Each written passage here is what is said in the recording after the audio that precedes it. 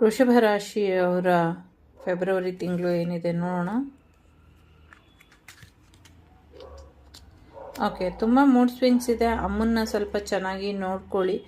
ಒಂದಷ್ಟು ಮಾನಸಿಕ ಶಾಂತಿ ಸಿಗದಿರೋ, ಒದ್ದಾಡ್ತೀರಾ, ಕನ್ಫ್ಯೂಷನ್ಗೆ ಹೋಗ್ತೀರಾ ಅಂತ ಅನಿಸುತ್ತೆ.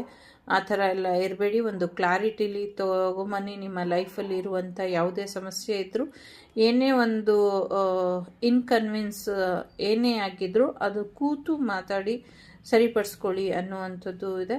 ಸಾಕಷ್ಟು ಶಾಂತ ರೀತಿಯಲ್ಲಿ ವರ್ತಿಸ್ತೀರಾ ಅನ್ನುವಂಥದ್ದು ಇದೆ. ಏನೋ ಒಂದಷ್ಟು ಮನಸ್ಸಿಗೆ ನೋವು ಮಾಡ್ತಾರೆ. ವೃಷಭ ರಾಶಿ ಟ್ಯಾರೋಸ್ ಅವರೇ ಬಂದಿದೆ ಇಲ್ಲಿ.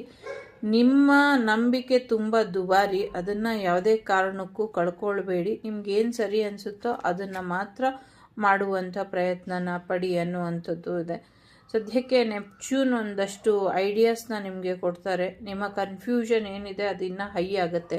ಇನ್ನು ಹೆಚ್ಚು ಗೊಂದಲದಲ್ಲಿ ದುಡುಕಿ ನಿರ್ಧಾರಗಳನ್ನ ತಗೊಳ್ಳುವಂಥ ಸಾಧ್ಯತೆಗಳಿದೆ.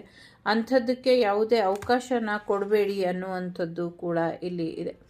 ಎಲ್ಲೋ ಒಂದು ಕಡೆ ನೀವು ನಿಮ್ಮ ಒಂದಷ್ಟು ಅಂದರೆ ನಿಮಗೆ ಗೊತ್ತಿದೆ ನೀವು ಯಾವ ರೇಂಜ್ ಅವರು ಅಥವಾ ಯಾವುದನ್ನು ಡಿಸರ್ವ್ ಮಾಡ್ತೀರಾ, ನಿಮ್ಮ ಯೋಗ್ಯತೆ ಎಷ್ಟು, ನೀವು ಯಾವ ರೀತಿ ಇರಬೇಕು, ಎಲ್ಲರೂ ನಿಮ್ಮನ್ನು ಹೇಗೆ ನಡೆಸ್ಕೊಳ್ತಿದ್ದಾರೆ, ಇದೆಲ್ಲ ನಿಮಗೆ ಗೊತ್ತಿದೆ. ಸೊ ಹಾಗಾಗಿ ನೀವು ನಿಮ್ಮ ಜೀವನನ ಸರಿಪಡಿಸ್ಕೊಳ್ಳೋದಕ್ಕೆ ನೀವೇ ಪ್ರಯತ್ನ ಪಡಬೇಕು. ಯಾರೋ ಬಂದು ನಿಮ್ಮ ಜೀವನನ ಸರಿಪಡಿಸ್ತಾರೆ ಅಥವಾ ಎಲ್ಲ ಒಳ್ಳೆಯದಾಗತ್ತೆ ಅಂತ ಕಾಯ್ತಾ ಕೂರಬಾರ್ದು ಅನ್ನುವಂಥದ್ದು ಇದೆ. ಖಂಡಿತವಾಗ್ಲೂ ಕೆರಿಯರಲ್ಲಿ ತುಂಬ ಹೆಚ್ಚಿನ ಯಶಸ್ಸನ್ನು ನೋಡ್ತೀರಾ. ತುಂಬ ಐಡಿಯಾಸ್ ಬರುತ್ತೆ. ಒಂದಷ್ಟು ಡೆಸ್ಟಿನಿ ಇದು. ಕೆಲವು ಸತಿ ಜಾಬ್ ಎಲ್ಲೂ ಸೆಟ್ಟೇ ಆಗೋದಿಲ್ಲ. ಎಷ್ಟು ಪ್ರಯತ್ನ ಪಟ್ಟರೂ ಕೂಡ ನಮಗೆ ಈ ಕೆಲಸ ಮಾಡೋದು, ಆ ಕೆಲಸ ಮಾಡೋದು, ಯಾವುದನ್ನು ಆಯ್ಕೆ ಮಾಡ್ಕೊಳ್ಳೋದು ಅಂತ ತುಂಬ ಗೊಂದಲ ಇರುತ್ತೆ.